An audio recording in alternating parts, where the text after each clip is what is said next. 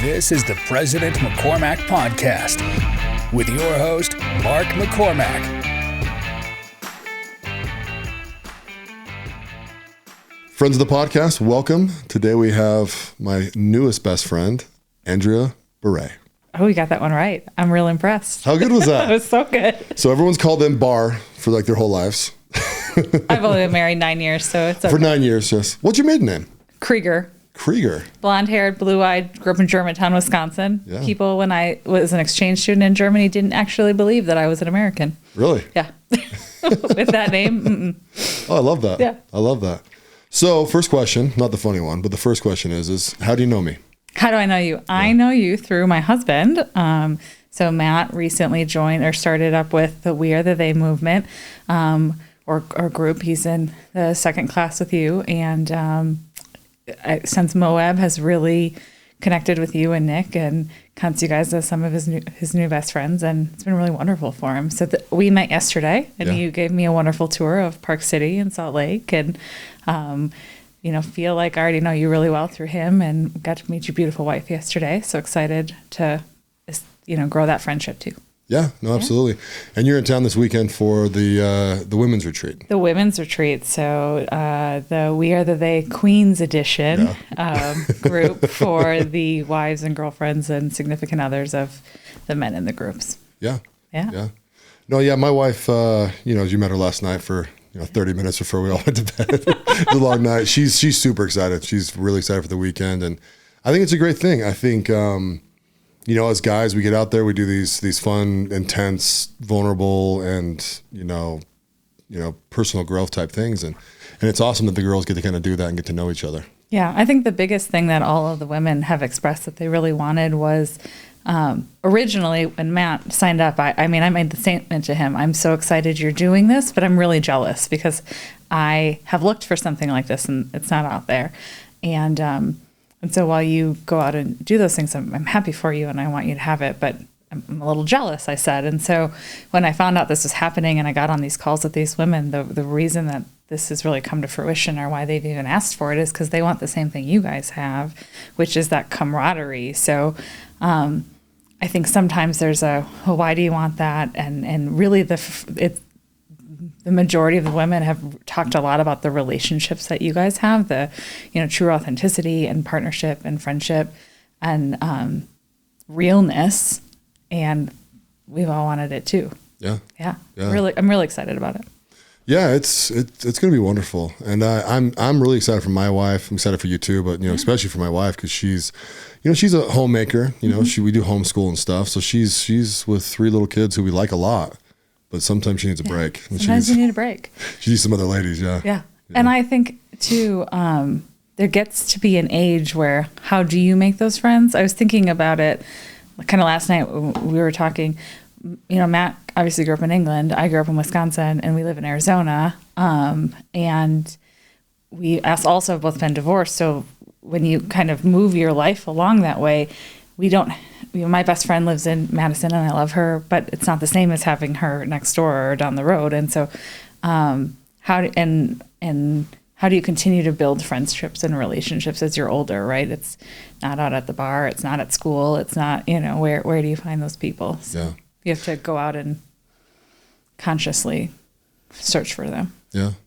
I think these groups are good too because, you want a certain type of person. Not that you're not accepting of everybody or not everybody, but, it's like, no, I kind of want people that kind of want the same thing as me or have some sort of the same goals. Because, and we are the they, a lot of the guys, right? We're just like, everyone kind of joined the group for different reasons, but we all know the direction the group was going to head. And so now that we're kind of on this little, journey with that, it's like, yeah, it was like instant friends, instant guys you can connect with. And I'm sure Matt said, when things are hard for him, it's like 5 guys will reach out to him and, they'll just kind of stay with him. He has said, if I have a bad day, 49 guys are there for me if I need them. And, also the first group.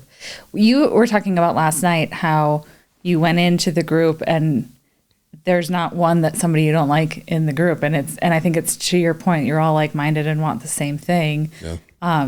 Do you feel that that's how you approach the group, or it's just these are all really great guys and so I like all of them, or a combination of both?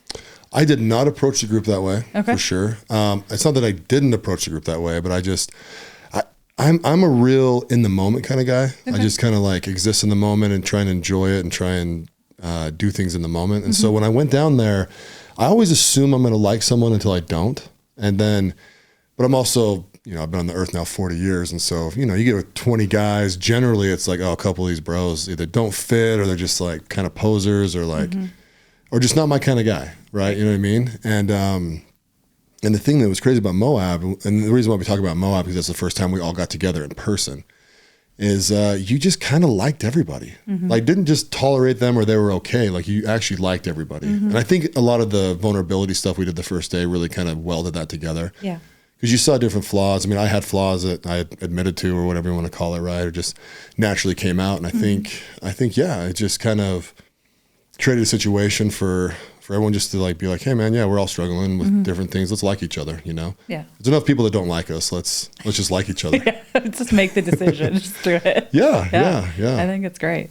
And see, one thing that's funny about my wife, is she is one of the reasons why she's excited, and I'm actually really excited for you guys to connect this weekend more, is because she's actually more of a career type girl, She always wanted to be a mom. That was her jam. When we got married, it wasn't like she made that clear to me. She just kind of told me like, yeah, I want to be a mom.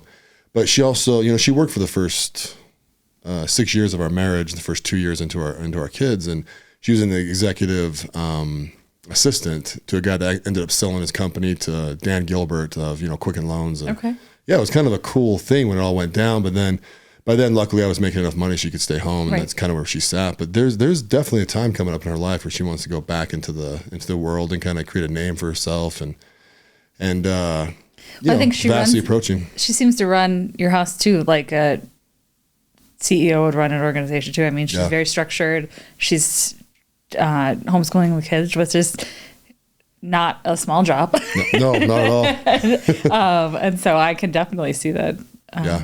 But it's, I think, making the decision to, and I talk about this a lot actually in my career and over the last 2 years of a lot of women have, even if they weren't doing it before COVID, are now through COVID have had or have chosen to take steps back. And it's a fine line to walk or to talk about and to think about.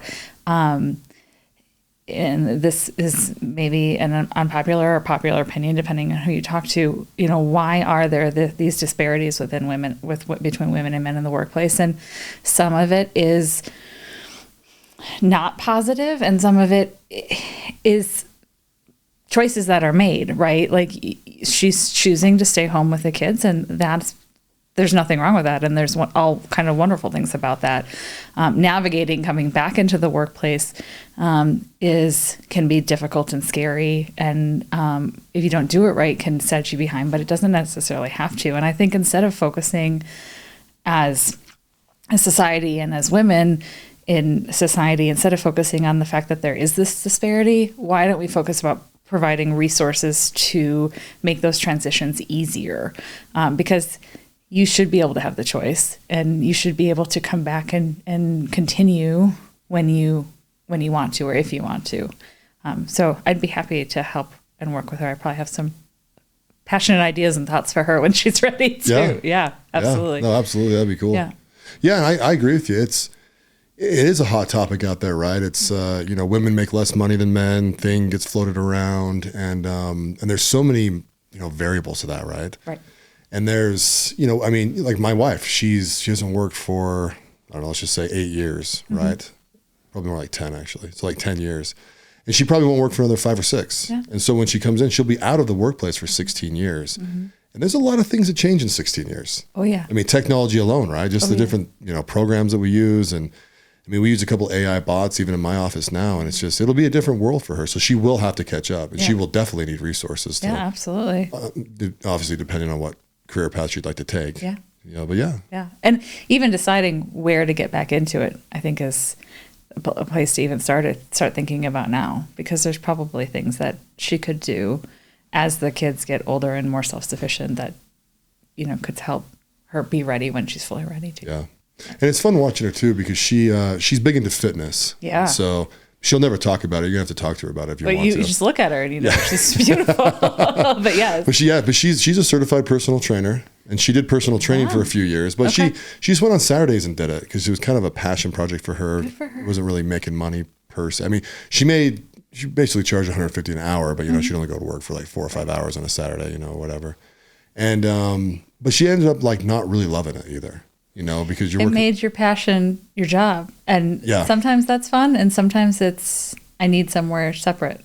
Yeah. Yeah. Yeah. It was it's exactly right. Yeah. She was just like, I'm doing this. And, they look to me as like an example, but then I'm like, well, you can't eat that. And then they eat that. You know what I mean? It was like this whole thing. And I'm like, yeah, you're like emotionally attaching to these people. You got to kind of get a system where you're just like, follow the system or don't. Yeah. You know what I mean? It's your choice. Yeah.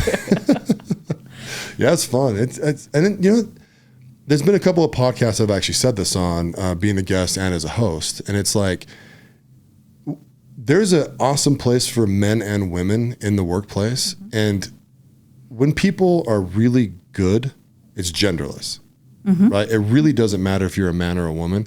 You want the best people in there. And sometimes it's definitely an advantage to have a woman in a certain position.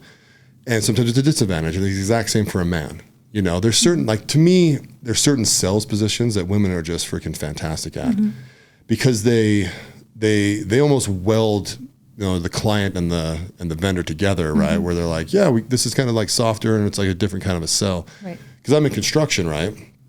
And some of my stuff is in construction, and women have a hard time fitting into construction. And I don't really know why. I don't know why. I don't know why they don't fit in that well. It's interesting you say that. So when I started in my career, I was in temporary staffing. And so I worked what we called a mixed desk. So I would sell, I would account manage, and I would recruit. And a big piece of what I did was manufacturing logistics clients. So I was weeks out of college when I started this, right? And I was young and blonde and a female in this industry. And I at some point you play it up, right? Like, what are you going to do but do it? I remember wearing a suit and walking with my hair in pigtail braids into a warehouse floor because I was like, I'm going to rock it.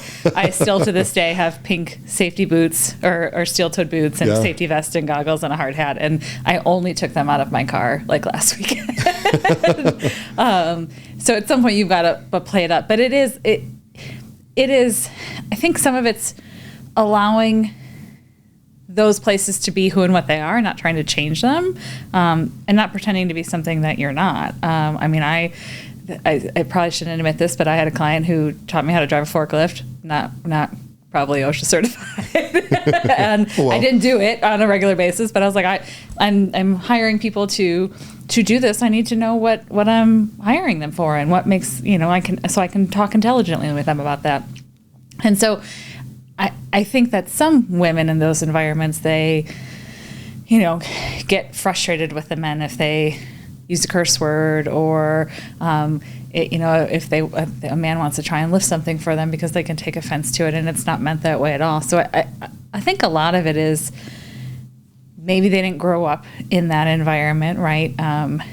They weren't building things with their dads, or they weren't out in the garage with them, and they want to change it, and whether it needs to be changed or not is probably neither here nor there. But you have to take things what they are and bring what you can to the table. Yeah. And I can see where you'd feel that way, and I've seen it in the workplace as well. Yeah, it's wild. And I think it's funny too is when on the flip side of that, I guess, when you see a woman actually fit in the system, it's like, oh yeah, it's just like normal. It's almost like there's like this little nucleus in the middle, and until you prove yourself into the nucleus, everyone's an outcast. You know what I mean? And then bam, all of a sudden you're in and you're in. And I think it's probably like that whether or not you're a man or a woman, but a woman might think that it's because she's a woman. Yeah. Or a man might think that they're not part of it because she's a woman. Yeah. And so the difference is highlighted when it might have been the same way if a man was in there too. Right, right, yeah. Yeah, oh yeah, I've dealt with, I should leave them nameless, but there's a group that I've dealt with in the past, and they only hire inside their church. Mm-hmm. And their church is a local church in the Midwest, and so everyone there is very, I guess like-minded is probably the best way to say it, but they will not hire someone that doesn't belong to their church. Yeah. And it's like this weird thing where you're like, wait, you guys, it's just, they almost don't fit in, and they have a hard time connecting with certain clients, which, obviously we take advantage of. But but it's kind of the same thing, right? Where it's like, it's almost a select group can't get out of it. I think it's interesting that you said, it's interesting where, some women fit better in a role or men fit in a role. I'm a big proponent of not even just men and women in the same environment, but you have to have people of all sorts in an environment or on a project team, right? Yeah. Last spring I took a course and I'm learning about the 6 types of working genius, and I'm big into strength finders, I'm big into DISC, I'm big into MBTI, all the things, right? But the 6 working geniuses really sticks with me because it's when you want to accomplish any tasks, you need these 6 things to happen, right? You need someone to wonder and ask the question, right? You need someone to invent something. You need someone to discern, and this is where I sit, and my husband's a big inventor. So when I had the language for what I was doing when I was discerning him, right, which is poking holes in his ideas, you need it, but sometimes you feel like you're just popping somebody's bubble all the time, right?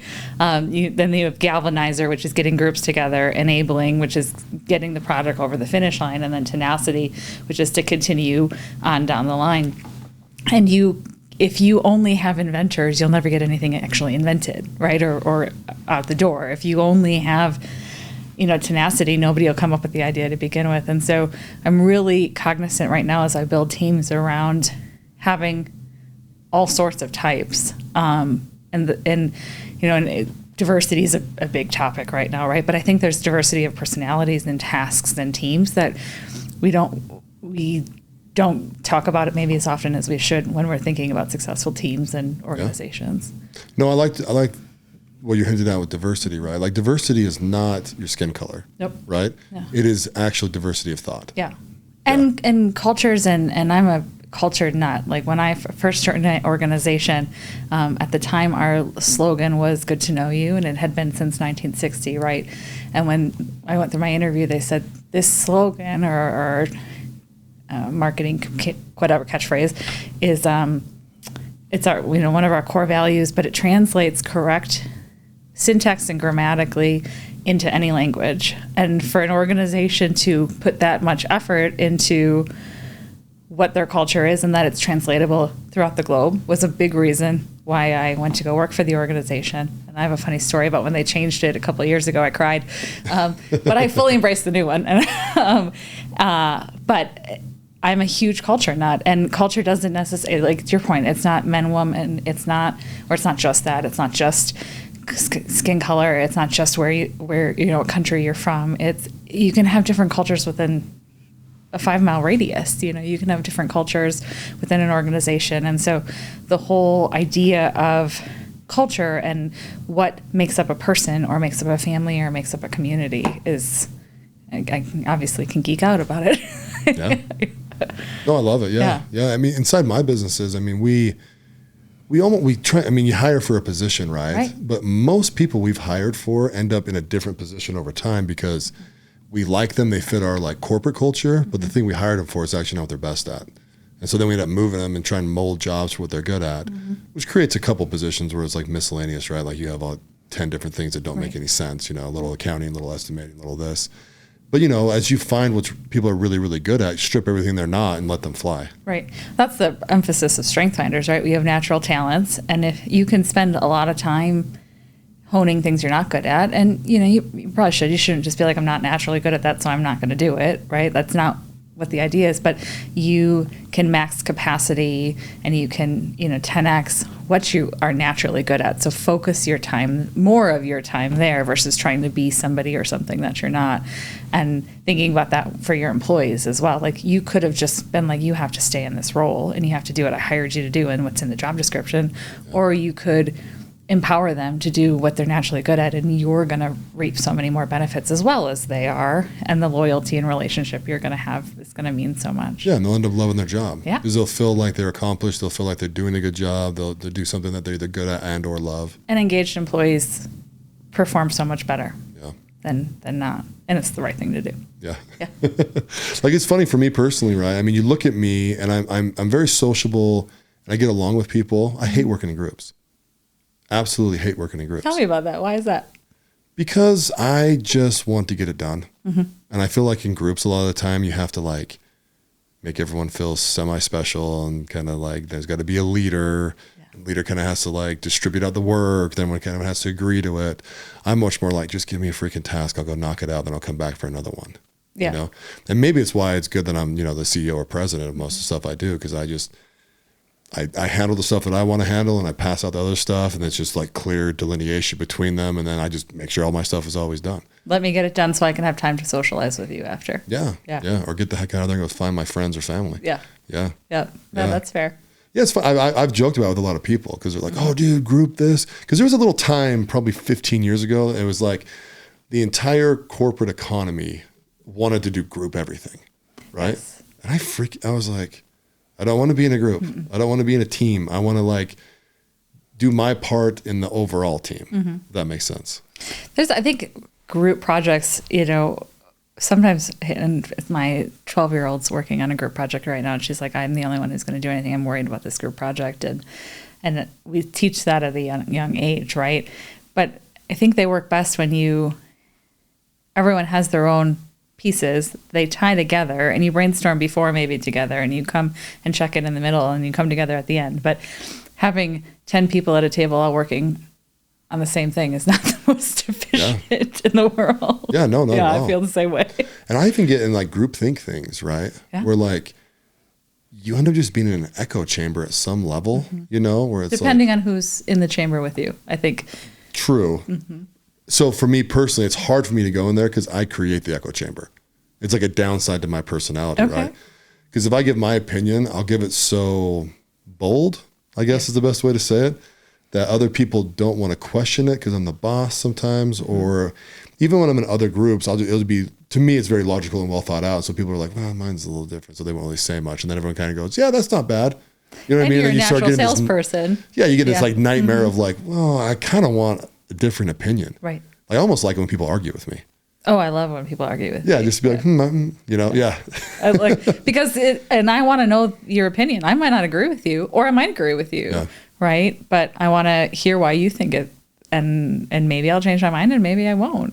Or maybe part of your idea will emphasize something that I have. But I agree. I think if you have to be with the right people in a group think, but if you have too many Marks in a room, then you're all going to be talking over each other, so you might not get what you need either. Yeah, it's a fine line to walk. Or you go in there to execute the best plan. You come up with an okay plan, then you go to execute it. Then you're just like, oh, this could have been better. You might need the 6 working. You need more discerners in your life. You need to call me, and I'll poke holes in your plan.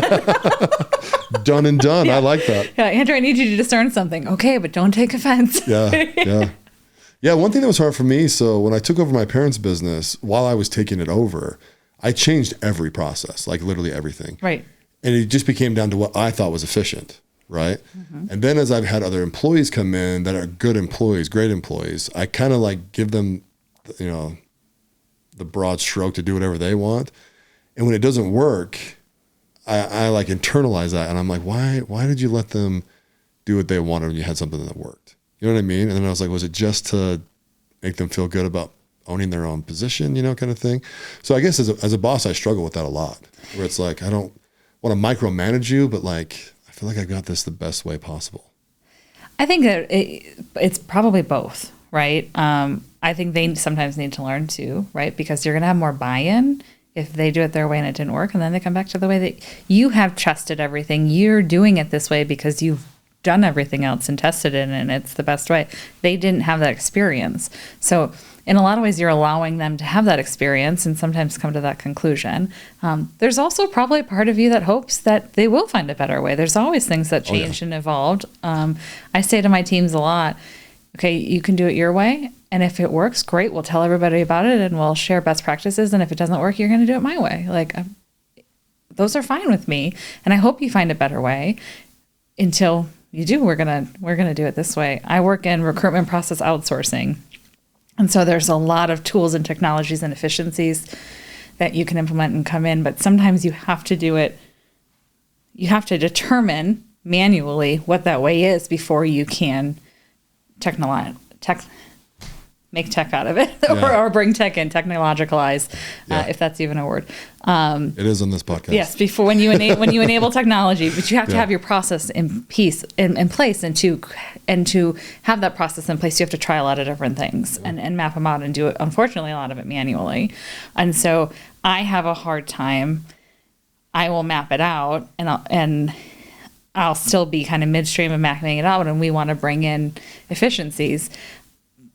But you can't until you have the process mapped. And so as we go through implementation and we're building this out, by the time you have it mapped out and you're doing it, it's hard to stop and delivery to then map whatever efficiencies we need into it. And so it's interesting. And then you bring in other people and you hope that they see something better. And sometimes they do, but a lot of the times it's that way because you've tried everything else.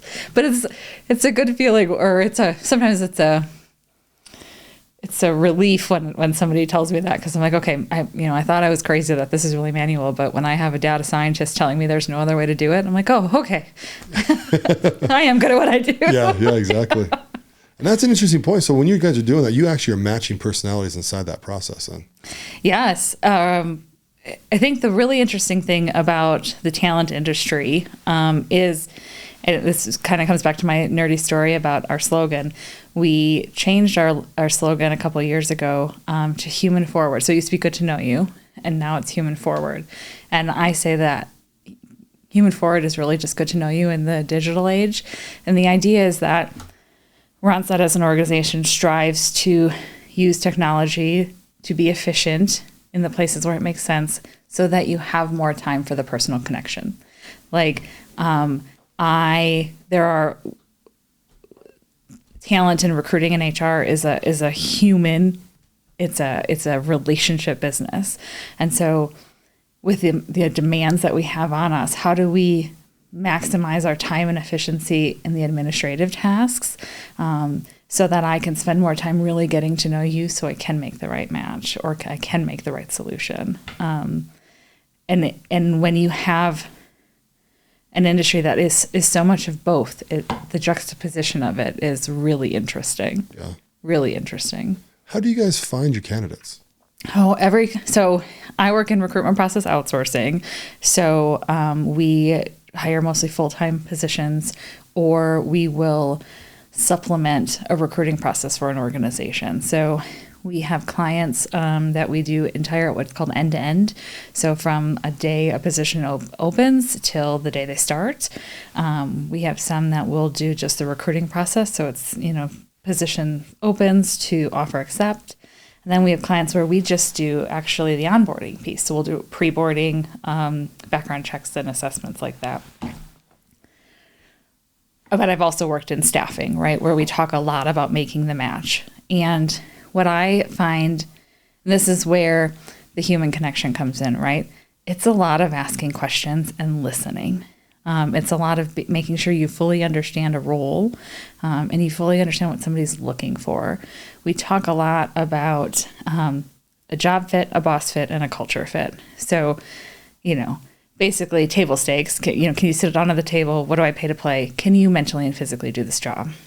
But that's what a lot of recruiters, or a lot of more so hiring managers, that's all they think about, right?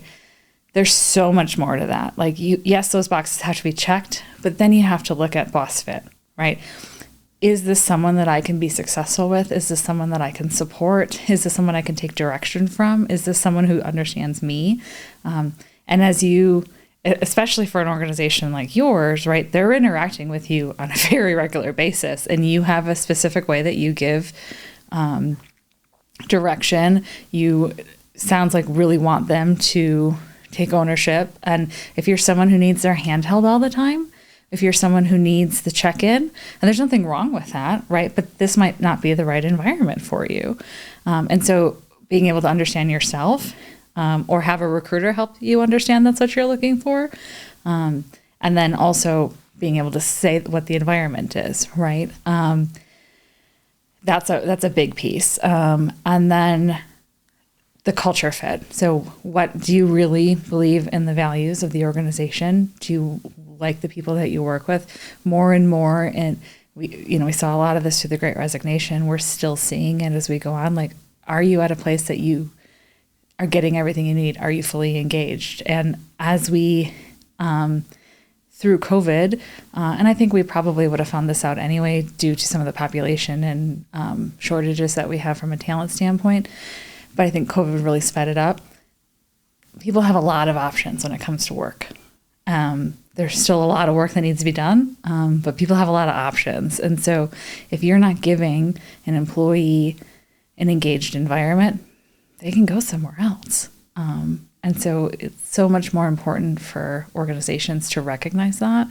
And that doesn't mean rainbows and sunshines and ice cream in the break room. Every organization is different. Randstad is, like I said, a very human-forward organization. There are people who think we're a little too touchy-feely to work for, and so they want to go somewhere who's more nuts and bolts. And neither one's right or wrong. It's just making sure you have the right employees in the right place. Yeah, it's just personality fits, right? Yeah. Yeah, it's very interesting. And values. So what do you do? Like, say so you really don't deal with smaller businesses then at all, right? Not anymore. So I did when I was in temporary staffing locally. So I worked in Tucson, Arizona. I've worked up in Kent, Washington, and Seattle area, and then I had offices in, kind of up and down the West Coast and into Texas. Yeah. Yeah, and those were really locally driven. So when I was running offices in Tucson, I was very connected with the community. About 3 years ago, I stepped into more of a national global role with recruitment process outsourcing. So I work from home, which is great. It's been great for my family, for my husband and I. But it has been a disconnect from the community. Whereas I was telling you last night, I would go out to dinner and people would be like, do you work for the city? Like, you know everything about what's going on in town. And I worked with a lot of small businesses then, but not so much anymore. Yeah. So do you, in the Great Resignation, where are most of these people going? Like, where do you see that happening? So there's a excellent book called When the Boomers Bail. And this was written, I think late 90s, early 2000s. And it's basically about the population decline that we are seeing as a society. We were destined to have this anyway. If you look at math, there are just not as many, there are more people retiring from the workforce than there are entering the workforce. I think it's getting a little better, but those folks won't be entering the workforce anytime soon. So this was on the horizon, right? The hard part is what we're going to continue to see, I believe, is small businesses are the ones who are going to suffer. So a lot of the time, they're resigning and they're going because they're being recruited away. I mean, in 2021, after COVID, the sign-on bonuses that we were seeing, the inflated salaries within the recruiting industry, it's great. Everybody's making a lot of money, but it's not sustainable as an organization. We're seeing inflation. Like, we're seeing things that are tied to it as well. The answer is kind of anywhere they want, because so much work is now, you can do it virtually. The other piece is there are a lot of folks who are not traditionally employed. They can do, gig economy is a real thing. I can be an influencer and make X amount of money. And, maybe it's not millions of dollars, but it's as much as working a 9-to-5 job sometimes. Yeah, right. $8,000 to $10,000 a month. I can, deliver Uber, and maybe it doesn't sound all that sexy, but I can do whatever I want the other time. And those are kind of two extremes of the gig economy, right? But there's a significant amount of project work and gig economy work out there. Large organizations have done a lot of hiring, a lot of investing. And people don't have to only work in the places in a 10-mile radius from their house anymore. Do a lot of people work remote that you hire? So folks who work for me directly on my team, we're almost 100% remote.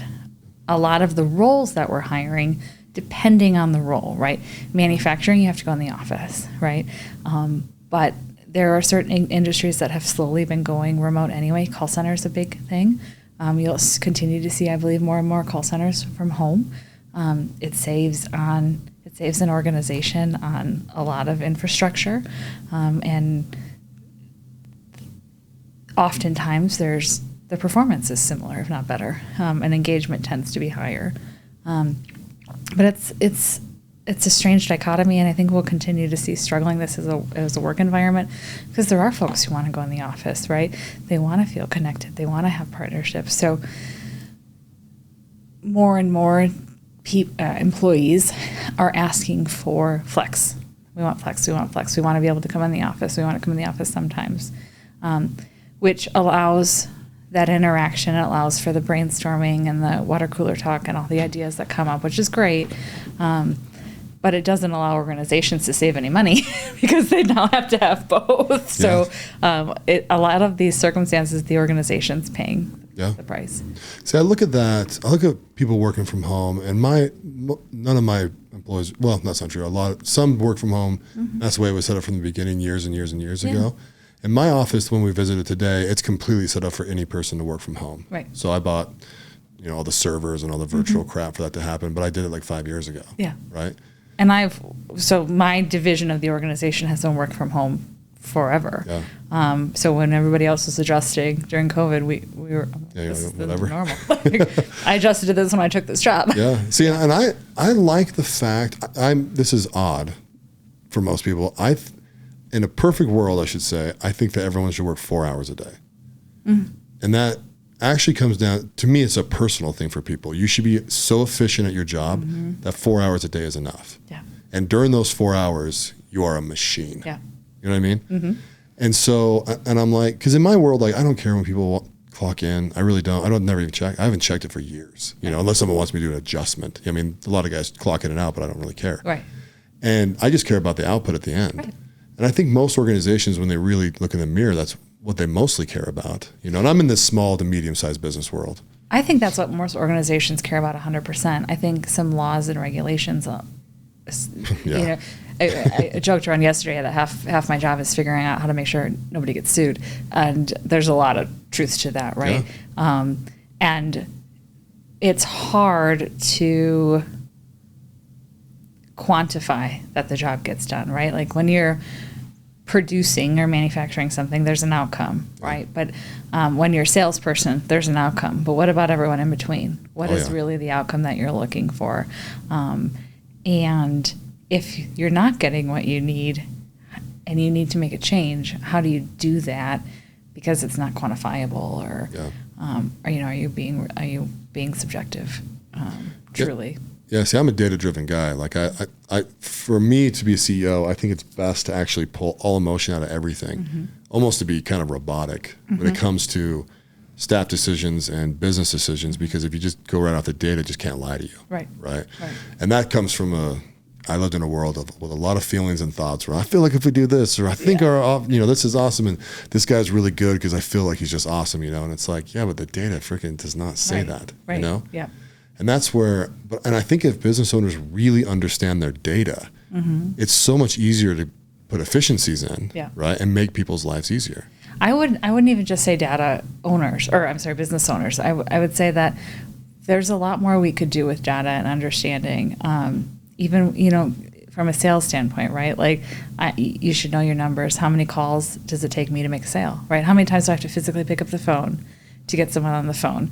How many times do I have to talk to someone on the phone to get an appointment? How many appointments does it take for me to close the sale? And so using those numbers, I can set my day up better, right? Yeah. And the truly successful salespeople I know, that's how they manage their time and their day. And then they work to improve those ratios, right? When we're talking about recruitment, right? If I am trying to determine where I'm going to invest money in recruiters, what technology I'm going to use to source, I need to know what I'm hiring for. I need to know what's been most successful for me in the past. And I think there's so much data coming to us all the time that it's hard to see through it, right? A lot of what we do in RPO is using that data to make informed decisions and to drive efficiencies, right? So even teaching our recruiters who think that they're just relationship people and I'm just a recruiter, well, there's a lot of data that you can use in your conversations with your hiring managers. They want the purple squirrel with 47 years of experience, but they need to be fresh out of school and they want to pay them $5 an hour. Right. When you can have data to have that conversation and say, okay, you want, you want Python experience and you want it in this geography, this is the average pay rate, and you want someone who's up, with this, and this. If you have that data to talk to a hiring manager versus just saying, that's not going to work, I'm not going to find anybody, you back it up with the data, and then they believe you, and then you help them get what they ultimately need in the end. Oh, absolutely, yeah. I mean, we joke in, two of my businesses that hiring is just a crapshoot. It doesn't matter what they say when they come in, which is probably why we move them a lot, honestly. Yeah. Because we bring them in, and it's like you have these interviews, and you call a couple references. References are always garbage. Yeah. I don't know if you feel the same way. I do. It's another way to try and not get sued. Right. But I mean, you call these guys up, and even if they could hate the employee, they're just like, yeah, get them off my unemployment. You know what I mean? Like, yeah, they're awesome, And there is a finesse to hiring, right? What questions you ask, how they answer, how you dig in. You like data, I like data too, but there's a point you also have to trust your gut. Oh, absolutely. And I will tell you that every hiring mistake I've made personally, it's because I went against my gut. And every time it bites me in the butt. Yeah. Oh, I couldn't agree with that more. I mean, going with your gut, we do that all the time. Mm-hmm. But I'm probably I don't know. Well, no, I do it all the time. Yeah, I don't know if it's bad or good. It's probably always good. It's always good. Again, the whole try not to get sued thing. I probably shouldn't tell people that's what I do, but I like the data to back up my gut. I really like it when that happens. Well, it's like investing, right? Yeah. People think I do a lot of investing through stocks and businesses and all different stuff, right? And people are like, well, how do you do it? How do you get how do you value a company? I'm like, it's gray. You're building all this stuff up to convince yourself to do it. And then you try and convince yourself not to do it. And then if you still want to at the end, you throw some money in and see what the hell happens. Yeah. I mean, that's basically investing, right? It's educational guessing, and just like, it's the same with hiring, right? It's like, hey, this person's good. I mean, they got their, blah, blah, blah, see how they fit, I mean, we hired a lady the other day and she lasted 4 days. She told it was in an accounting position, right? And, we went through resume, all this kind of stuff. And she was in her early 60s. Mm-hmm. And she asked the guy next to her how to save a PDF. And it was just like, oh. You know what I mean? It's like 10 years ago, we would have showed you excellent accounting, but there's more to just, there's more to roles now than just the actual role. Well, and she had never used Excel. Yeah. Which I was like, okay. So and how I found out is my controller came in and said, hey, I need you to cut this check because we're letting her go today. I'm like, good. Let's get this moving on to the next one. Yeah. And that is, I think, as we think more and more about what job description in the world of work is, there's so many little things. We used to joke, right? I needed to teach someone how to use a fax machine. I loved the days I needed to teach someone how to use a fax machine. I needed to be taught how to use a fax machine at one point in my life. Yeah. But now, I'm not, again, I'm in recruiting, right? So my team members are like, what do you mean I need to use Excel? What do I need? I need pivot tables and VLOOKUPs. And I'm like, because it saves you so much time because you're using the data to make informed decisions about what you're doing. And I can't have you wasting time trying to look something up when there's a tool that could do it for you. Yeah. Or, I've put you in an awesome position with a freaking great guy that I like, and I need you to not go in his office and ask him how to use an Excel spreadsheet. Yeah. It makes me look stupid. A little bit, yeah. Right? A little bit. Need you to, This person's amazing. They don't understand the Office suite whatsoever, but they love Gmail. Yes. Like, oh. Yes. Or, and that's a big piece too. Like, as you move from organization to organization, not thinking that Gmail is so much different than Microsoft Suite. Like, just figure it out, right? Yeah. Like, I have folks who ask me a lot, like, can you, who taught you? I'm like, I just did it. Like, I'm happy to show you, right? And I work in recruiting, but I'm teaching Excel classes, and you have to, because you have to drive efficiencies in your work. Yeah. I cracked a joke the other day. My friends asked me to come down to Texas and speak to all their newly minted millionaires. Oh, okay. About investing, right? So I gave this speech in front of, 40 or 50 guys, something like that, guys and girls. And I go, raise your hand if you guys have ever paid for a real estate course, the whole place. If you guys ever paid for an investing course, and they all raise their hand, and I go, you're all stupid. every single thing you guys just paid to learn is on YouTube for free. Not only is it on YouTube for free, there are thousands, if not tens of thousands of videos of everything that you guys learned. Yeah. I said, guys, how hard is real estate? You buy it for cheap. You know, I mean, you just go through this whole thing. It's just like they're long-term investments. You look at the appreciation over 25 years. Like, there's just not that much to talk about. And I go, raise your hand if you paid more than 25 grand for that course. You know, and these guys are. They don't want to. Yeah. Like, oops, there's half of a down payment. Yeah. Well, and yeah, I mean, the person who they paid 25 grand to was happy about it, but is that the best use of your time? No. Is that the best use of their time? I mean, it is because you paid them, but you know, when you go and ask somebody for help, like, you'll learn more if you go figure it out yourself. You just will. Yeah. I mean, I was setting my projector up in my basement the other week because the freaking manual was terrible. And you couldn't play Xbox, so that was a problem. I couldn't play Xbox. I was choosing violence. Yeah. I was going crazy. But yeah, I ended up just looking up like 3 YouTube videos, and then finally there was some guy just being like, hey, I mean, honestly, I bet I had 50 views on it. He's like, I just set this stupid thing up like, 2 days ago. I couldn't figure it out. So I'm just putting a video up because I finally figured it out. I clicked enough buttons and I was like, dope. Did exactly what he said. Thing worked. Got the screen fixed. I had the same thing. So I just bought a Defender and I was going through the car wash with my mom and it went into like a neutral hold and it wouldn't push the car. I was freaking out. I was like, this car is like 2 days old. Yeah. They're going to break it. Matt's going to kill me. I'm going to cry. Like, I'm going to kill somebody. and I just messed with it to figure out. And then when I went through the car wash, then the automatic wipers were on. And so it was like anxiety overload. And afterwards, my mom was like, well, I think you should go read the manual. I'm like, I'm not reading that manual. I'm going to Google it. And I had the answer in 2 seconds. Yeah. Can go through the car wash now without any problem. Oh, yeah. My new Ford truck, the manual is like 400 pages or something. I'm like, I went back to look. The answer wasn't even in there. So I would have wasted my time when I could just GTS, Google that shit. Yeah, exactly. Absolutely. So, well, cool. Well, let me ask you a couple of questions about how you chose your career. So you came out of college, went to University of Wisconsin. Yep. Go Badgers. Go Badgers. Yeah. My Uncle Josh will love that.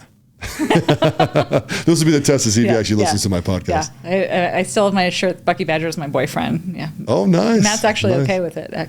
I want to call it a cold. I'm not going to say it's a cold. No, Wisconsin fans are proud of their school. That's one of the schools. Yeah. Yeah. It's one of the places. Anyway, so yes. So you did college at the Badgers. Mm-hmm. What was the first job you took when you came out? Well, let me ask you. Sorry, I'm going to interrupt you. Bad hosting. What degree did you get? I have a degree in international studies with an emphasis in global cultures. I have German with an emphasis in German business and international relations. So I have like 2 majors and a minor. Oh, cool. Mm-hmm. All right, cool. So when I said I was a culture nerd, I'm really a culture nerd. I love it. So first job you got out. So I've worked for Randstad for 16 years. I literally graduated. I started 2 weeks after I graduated college. Oh, cool. The funny story is, I have so much grace for new grads, right? Because I was that young stupid person. In March, living in Wisconsin, I knew that I was going to be moving to Arizona. So I started to apply for jobs in March in Arizona from Wisconsin. And I had Emily Klein, who I ended up working for, called me, and she's like, can I just clarify something? And I'm like, yeah, you want to come work here? Yeah. And you're in Wisconsin? I'm like, yeah, but I'm moving to Arizona. She's like, okay, when? June. It's just, I need the position filled before June. Lucky for me, the person she filled it with didn't last. And so it was available again when I moved in June. And so I ended up going to work there. I had never heard of a staffing agency until my senior year of college. I didn't even know if I knew I was applying to a staffing agency when I applied to the role, right? But I only learned about it in an economic or a city development course that I was taking, and we did a study, or an urban development course, and we did a study on how staffing agencies were moving from historically Black neighborhoods to historically Hispanic neighborhoods in Chicago. And so we did a whole case study around it. And I literally remember saying in that class, what's a staffing agency? And I now work for the largest one in the world. But yeah, I say in staffing, the big joke is I've been in it 16 years. I've met one person who like didn't fall into it. And his mom was in it. So I feel like that's cheating. Like you kind of have to fall into it. Right. And I'm so thankful every day because the life skills, and the business skills that I learned in that role and the training and the development are second to none. Yeah. But this is the only adult's job I've ever had. No, I love it. So all your advancements have come internally then? Yes. In one organization? Yes. So do you find the value in staying with one company your entire career? So, there's a lot of thought process on this. I literally, I get calls pretty regularly, and a lot of recruiters will tell me that I haven't made the right decision. And, I have friends who've come and go and done other things. I believe in this organization. I would not work for another one. If I ever did anything else, it would be something completely different. When you truly value a place, and you fundamentally align with the core values. I haven't stayed in the same role. I haven't even stayed within the same division of the organization. I work for a completely different operating company. I wouldn't have it any other way, candidly. Well, and I would assume, you could answer this question, your expertise level gets better and better and better and better, and it just makes you better at your job because you know the whole beast. I think too, I've also worked in so many different parts of the organization. I can put the pieces together to be very efficient as well. As a leader, I think it makes me more credible. I've sat in your desk, like I know what you're going through. When I used to run staffing offices, I could map out on a sheet of paper our entire IT system so that it made sense, because I've sat in all the roles, right? Like this, you document it here, it goes here, here, here, here, and here. But if you document it here, it won't go anywhere. And those are things that, because I've gone through the ropes and had to, learn it the hard way, I can save you a lot of time, money, and effort by telling it to you now. But it's got to be the right organization. And I am a big proponent. You can't stay in the same place. You have to start. You have to keep growing. And if I ever stopped growing, then I would make a change. But I'm blessed enough that I haven't stopped growing, and I don't think I will anytime soon. And I don't just mean title or money. I mean from a development standpoint. Yeah. Do you find happiness there? Yeah. Yeah. We make an impact, both in people's lives and in the economy and the business world. And while learning every day, I also make a tremendous impact every day, which not everybody can say. Yeah. Do you get to know your clients really well? Yes. Yeah. Yes. Sometimes I used to feel like I was a salesperson for my clients because I was just so into them and what they did. And really, I also used to say that, especially in staffing, it was like going to an episode of How It's Made every day. But the kind of problems that we solve for our organization and how they rely on us, we're very close. So I had a client that I was supporting through COVID, and we helped, green facility to up and running for a mask manufacturing facility for two of them, and getting those up and staffed and running through COVID when people were very candidly making more money to stay home than they were to come into the office was, you don't not get close to a client when we're doing that for them. And in the division I work in, we tend to, we call it go, we call it that, but I can't remember. We go, I can't even think.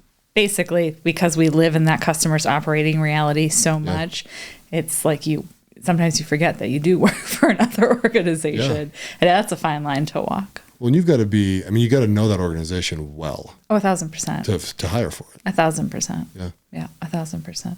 So, being a woman in a career that loves their job and finds happiness in it, what's your advice to women? How do women go and find that? Because I feel we were kind of talking about this before we started the podcast. Is women have there seems to be an unhappiness amongst women in the workplace. How do you get to a place where you love your job and you're kind of back into the crew with everybody else? Find a place that makes you happy and be yourself. I will say that there are times throughout my career that I have really questioned especially being a manager and a leader early on in my career, am I the right kind of leader? I don't do things the same way as another female. I don't do the same thing as a male. And early on in my career, there were comments around, you're too soft or you care too much about your employees. Well, now we found, well, it makes them really engaged and really loyal and dedicated to you. And there's nothing wrong with caring about people.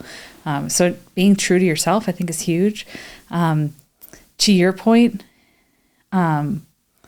if you can work 4 efficient hours in a day, don't beat yourself up. Just work really 4 efficient hours or 8 efficient hours. I have an employee that will tell you that she remembers very early on in our relationship, I said to her, I'm not impressed that if you want to work 10 hours a day, because that's what you love to do, that's fine. But I don't think you're any better or less than the one who works 8 hours a day if you're getting the same thing done. As a matter of fact, if you're getting the same thing done, I'm kind of questioning, you. And if you want to take 10 hours, that's up to you. But I'm not going to tout that you're so dedicated, Now, if you were doing that much work, then that's a different story, right? And she'll still tell you this story today. She's like, wow, that kicked me in the ass.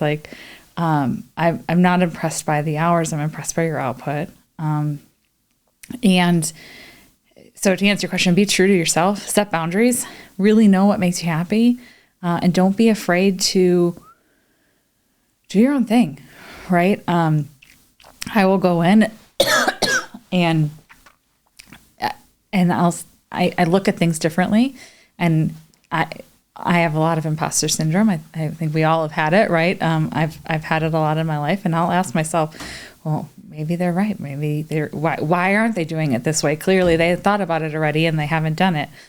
But, most of the time it ends up being right, in that they just haven't thought of it. So speak up and make a difference. Don't be afraid to speak up, and don't try to be anybody but who you are. I've spent a lot of time wondering if I was, too strong of a woman, or I'm not strong enough, or just be yourself and don't apologize for that. Yeah. Well, that's awesome. That kind of goes with what I was saying earlier. I just like to live in the moment, right? Yeah. And if you're comfortable with yourself at all levels, Mm-hmm. you know what I mean? Physically, mentally, intellectually, just the way that you're in a room and interact with people, it's a lot easier to be authentic. Yeah. And then your true talents kind of show. Yep. Yeah. I think that's awesome advice. Yeah. So it's almost like just honesty level, right? Yeah.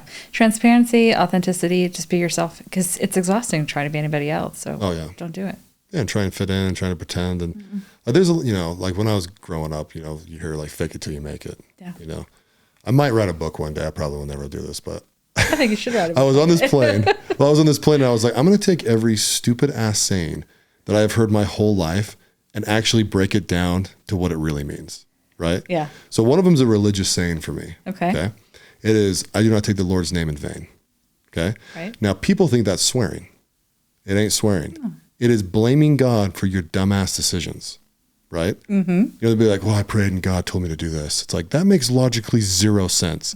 See, that's what taking the Lord's name in vain is. You're blaming him for bad decisions, him or her, right? Right. For bad decisions. And so, but there's like, use other people's money. People say that all the time. And I'm like, that only applies in very certain circumstances, There is a West Wing episode, and they're talking about this gentleman running for office, Governor Ritchie, and it's the 10 words. They have to break everything down into 10 words, and they ended up with a whole diatribe around, you can't take 10 words and explain, Immanuel Kant, right? Or and you can't take one slogan when the whole book is saying something totally different. So I think you might want to tie that into your book one day. I might. If I take a really long, go to China, I might start writing the outline. If I get the outline done, it's going to happen. You'd have to. Yeah. Well, awesome. Hey, thanks for coming to the podcast. Thanks for having me. You were supposed to ask me something funny. Okay, I'm going to ask you something funny. Well, yeah, I did, but we got right into what's going on. I find what you do insanely fascinating. Well, thank you. We met yesterday, right? We're out drinking, going to bars, and I'm just like, I honestly wanted to ask you to be on my podcast in the first 30 minutes. Oh, I'm flattered. Thank you. And then I was like, I don't know, it's kind of bold. There's some big names out here. I was a little intimidated. Yeah. I figured, well, you better do it because you can't. This imposter syndrome just got to kick to the Yeah. Oh, yeah. I asked you, and you said yes. Let's go ahead. But so my funny question was going to be, what's it like being married to a Brit? A Brit or my husband, the Brit? Your husband, the Brit. We drink a lot of tea. I don't think that surprises anyone. We watch Formula One at 1 a.m. if it's on, because, the first thing, if you don't watch it live, and then you log into Facebook, then you know what happens. So there's that. He has a fantastic sense of humor. And tying into as much, I love my husband. He's wonderful. He's hilarious. And the British thing, just sometimes I forget that he's British, and he would hate that I would say that. And I don't always hear the accent. I really don't hear it until he reads to the kids. But tying into what we were talking about, and this isn't really funny, but it's very true, is England and the UK is a country and a culture that has had a woman ruling. It had it for 70 years. They went through a war where women had to do a lot. And we had that in the U.S. too, but then we kind of went back to the way things were for a while after that too.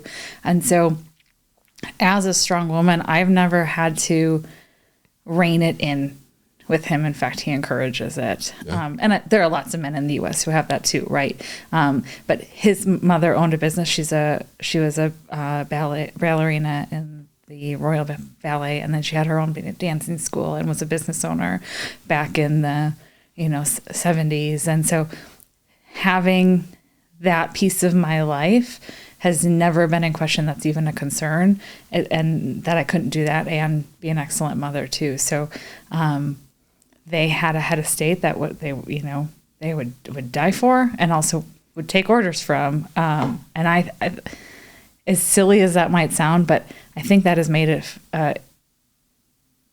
truly deep and meaningful impact in our relationship. Yeah. But we also drink a lot of tea. Oh, I love it. So much tea. I think one of the reasons why Matt and I like each other so much is, my dad's Scottish, right? Yes. And I have family that lives over there. I lived there. I went there on a Mormon mission for 2 years. I understand the culture, right? As much as probably an American that lives here can, right? And I just love giving him shit, and I love it when he gives it back to me. So when the Queen died, right? I send him a Marco Polo. I just go, "Hey, sorry, the Queen. Sorry, your Queen died." Yeah. And then he just gives it right back to me, with whatever, Yeah. And I don't know. It's such fun banter, because English comedy or humor is a lot of banter. It's amazing. Yeah. It's amazing. And I grew up in a family where if we're not making fun of you, we probably don't like you. Yeah. And so he fits into that really, really well. We laugh a lot. Yeah. We laugh a lot. See, I will die of laughter if he ever actually gets mad at someone and just starts going bananas. Like, oh, well, this, well, he starts saying all the little phrases and everything. I'll just die. Yeah. Because I just love hearing him go bananas. Yeah. You probably won't ever hear that happen, but we never know. He can pretend. He puts on a real, and the different accents he can do when he wants to, and he can do pretty much any accent in the country. And my kids love it because he does all the voices, and he does a mean Hagrid. If you haven't heard it, has he? Does a mean Hagrid. He keeps calling me him. Yeah, and his Hagrid's really good. And the Cray brothers, he can. What's the Cray brothers from? The London Gangsters. Oh, okay. They Cockney accents. Cockney, yeah. And he has it. Is the Scottish one good? Yeah, it's pretty good. Yeah, okay. I think so. He can also do a really good Jon Snow. Okay, good. Yeah. Well, of course. Of course he can. Of course he can. Well, awesome. Well, hey, we're going to end it. Thank you so much. Like I said, with your 2 minutes of best advice. Best advice. I think we talked a lot about really be authentic, never stop learning, and being self-aware and using that self-awareness to become more of yourself instead of less of yourself. This would be my piece of advice. Awesome. Thank you very much. Thanks for having me. Thanks for listening to the President McCormack Podcast, brought to you by McCormack Foundation, Saxton Fund, ADP Lemco, and Professional Floor Systems. Make sure you subscribe to the podcast and keep up with Mark on Instagram @President McCormack.